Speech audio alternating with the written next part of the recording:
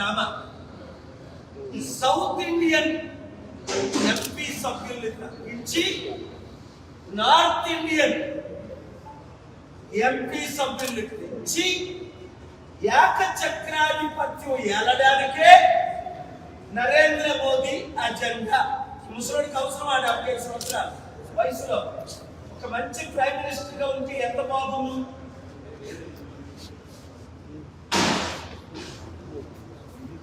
అసలు 75లో రిటైర్ అయిపోవాలి కదా వారి చట్ట ప్రకారం, బీజేపీ ఆర్ఎస్ఎస్ రూల్ ప్రకారం.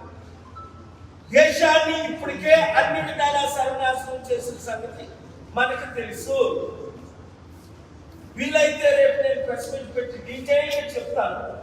ఏ దేశంలో 40 లక్షల కోట్ల విలువైన ఏ కంపెనీలు ఎవరెవరికి అమ్మేశారు, ఇంకా అమ్మడానికి ఏమీ లేకుండా మిగిలిని 13 ఎయిర్పోర్ట్ ఇంక్లూడింగ్ తిరుపతి ఎయిర్పోర్ట్ 100 కోట్లది ఎగ్జాంపుల్ ₹1,00,00,000 అదానికి ఎలా అమ్ముతున్నారు.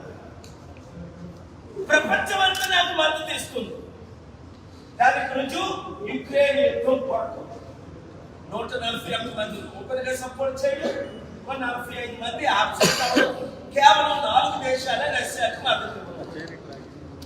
నేను చెప్తుంది ఈ 3 సంవత్సరాలు ఈ డీలిమిటేషన్ ద్వారా తమిళ్, తెలుగు, మలయాళం, కన్నడం భాషలు లేకుండా చేయడం ఒకటి.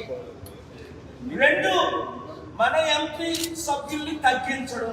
ఉదాహరణ స్టాలిన్ చెప్పారు కదా నిన్న, డాక్టర్ స్టాలిన్ గారు 39 ఉన్నారు లోక్సభ ఎంపీ తమిళనాడులో, కేవలం 31 చేయడారు. రెండోది నాకు హిందీ అంటే ఇష్టం, కానీ తెలుగు అంటే ఇంకా ఎక్కువ ఇష్టం. ఎందుకు? అది నా మాతృభాష. ఇప్పటికే 9 రీజనల్ మదర్ టంగ్ ఉంది. హిందీ పేట సర్వనాశనం చేసేసారు. ఆ విషయం మీకు తెలుసు. ఏ లాంగ్వేజ్ అని స్టాలిన్ గారు కూడా నిన్న ట్వీట్ చేశారు. మరి మన తెలుగు మాతృభాష మనం వదులుకోగలమా? ఇప్పుడున్న తెలుగు రాజకీయ నాయకులందరూ దత్తమ్మలో, మోదీ తొత్తులు, మోదీ చెంచాలు, మోదీ కూర్చోంటే కూర్చుంటారు. అందుకే ఒకప్పుడు ఎంపీ ఉండవల్లి అరుణ్ కుమార్ కూడా అన్నాడు, 25 సీట్లు ఆంధ్రప్రదేశ్ లో వైసీపీ గెలిచినా, టీడీపీ గెలిచినా, బీజేపీ గెలిచినట్టే బీజేపీ ఖాతాలో. అదే కదా మన రాష్ట్రానికి ఏ అభివృద్ధి లేదు. స్టీల్ ప్లాంట్ 8 లక్షల కోట్లు దమ్మిస్తుంటే 5 ఆర్డర్లు తీసుకొచ్చి ఆపిన వ్యక్తి నేను ఒకనే.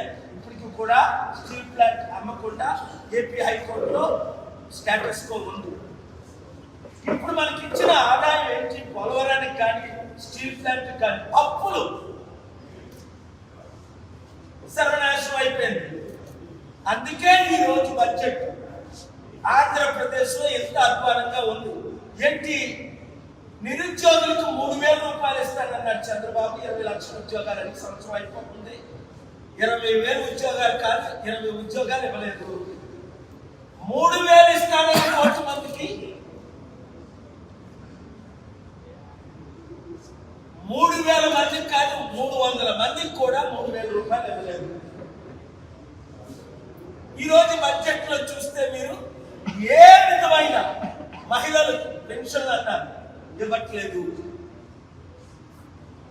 అంతకంటే ముఖ్యం, కుటుంబంలో 4 ఉంటే 4, 15,000, 60,000.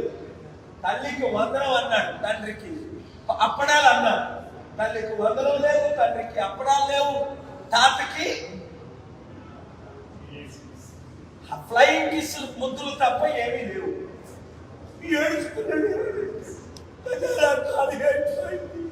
ఏ అప్పు నీకు తెలీదా? 10 లక్షల కోట్ల అప్పు ఉన్నది, 13 లక్షల కోట్లు అప్పుల వాడేవే చంద్రబాబు నాయుడు. అప్పుడు నువ్వు ఇవన్నీ చేయలేవు, మనం కలిసి చేద్దాం అంటే నువ్వు చేతులు కలిపావా? మోదీతో కలిపావు. ఆ సిగ్గులేని పవన్ కళ్యాణ్ ఆడు యూజ్లెస్ లో వాడు రాష్ట్రాన్ని సర్వనాశనం చేశాడు. అందుకే వాడు సోల్జర్స్ అందరూ వాడిని తిడుతున్నారు.